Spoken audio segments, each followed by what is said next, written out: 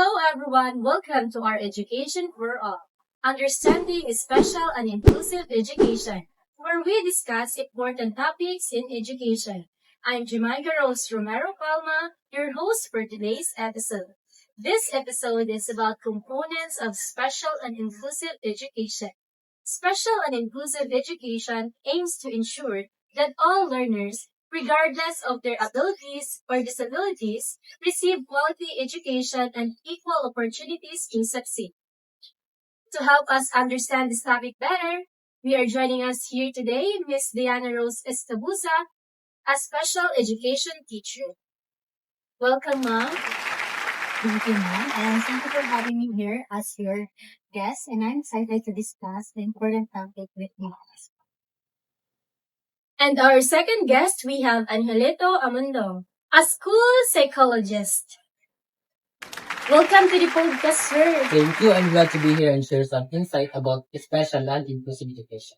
First component, child find at the pre-referral process. What is it all about? Well, child find is a process used to identify children who may have disabilities or special education needs. Or sa madaling salita, ang goal nito is to recognize those children and needs and support as early as possible so that appropriate support can be provided. Why is early identification important? Early identification is very important. When difficulties are identified early, the schools can provide interventions before the challenges become more serious. Early support can significantly improve a learner's academic and social development. And what about the pre-referral process, sir? Per-referral process naman happens before a student is formally referred for special education service. Teachers observe the learner, implement classroom intervention, and monitor progress. Nakakatulong ito para ma-determine whether the learner needs additional support or a formal evaluation. Can you give us an example, sir? Okay. Let's say, for example, suppose a student consistently struggle with reading. The teacher may provide additional reading activities, modified instruction, or one-on-one assistance. If the student continues to experience significant difficulties, despite this intervention, diyan napapasok si assessment. Okay. The second component is assessment. Okay, what does assessment involve? Assessment is a systematic process of gathering information about learners' strengths, needs, abilities, and challenges. It helps educators to make informed decisions regarding support and educational planning. And what about the methods are commonly used in assessment?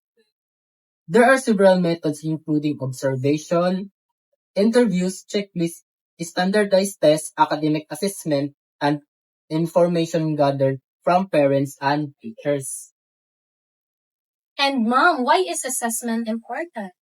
Well, assessment is very important because through assessment, it can help us understand how a learner learns best. Because every student is unique. So through assessment, it ensures that interventions and educational programs are tailored to the learner's specific needs rather than relying on assumptions.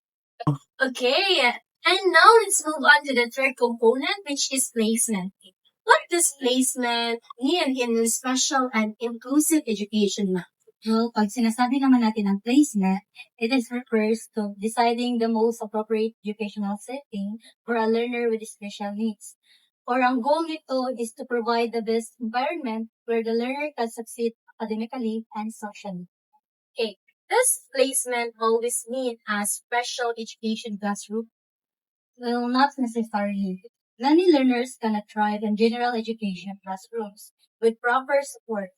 The decision depends on the learner's individual needs.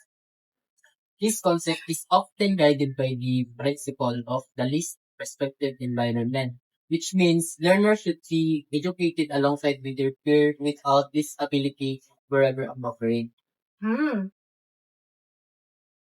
Thank you, sir. And now let's proceed to our fourth component is accommodations and curricular modifications. Many students confuse these terms. Okay, can you explain the difference Ma'am. Course. Accommodation are changes in how a student learns or demonstrate learning without changing the learning objective. Halimbawa, pagbibigay ng extra time on test, large print materials, and audio or video recording of lessons. And what about the modifications? Ang modification naman, it involves changing what the student is expected to learn. For example, simplifying assignments or reducing the number of learning objectives. Okay. And for you, sir, what can you say about modifications and accommodations? Both accommodation and modification efforts ensure that the learners can meaningfully participate in educational activities while addressing their unique needs.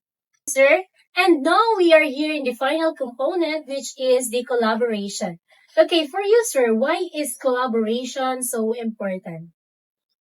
Supporting learners with special needs requires teamwork.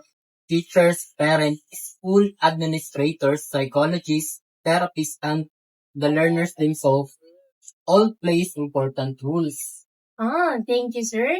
And for you, mom, how does collaboration benefit learners?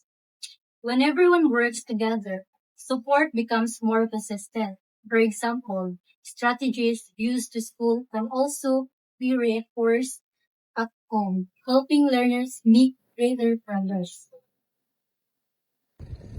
Collaboration also allows professionals to share expertise and develop effective plans that address the learner's academic, emotional, behavioral, and social needs. Okay, as we wrap up today's discussion, let's briefly review the 5 major components of special and inclusive education. First, the child find and the pre-referral process. It is identifying learners who may need support. Second is assessment. It is gathering information about strengths and needs. The third is placement. It is determining the most appropriate educational setting. Accommodations and modifications. It is adapting instruction and learning experiences. Collaboration, working together to support learner success. Before we end, do you have any final messages for our listeners? First, you, mom. Every learner is unique and deserve an educational that recognize and support their individual strengths and needs. Thank you, mom. And now, how about you, sir? Inclusive education is not just about placing students in classroom. It's about creating environment where every learner feels valued, respected, and capable of success. Thank you. Thank you, sir. Thank you to our guests for sharing their knowledge and insights. And thank you to our listeners for joining us today. We hope you gain a better understanding of the components of special and inclusive education.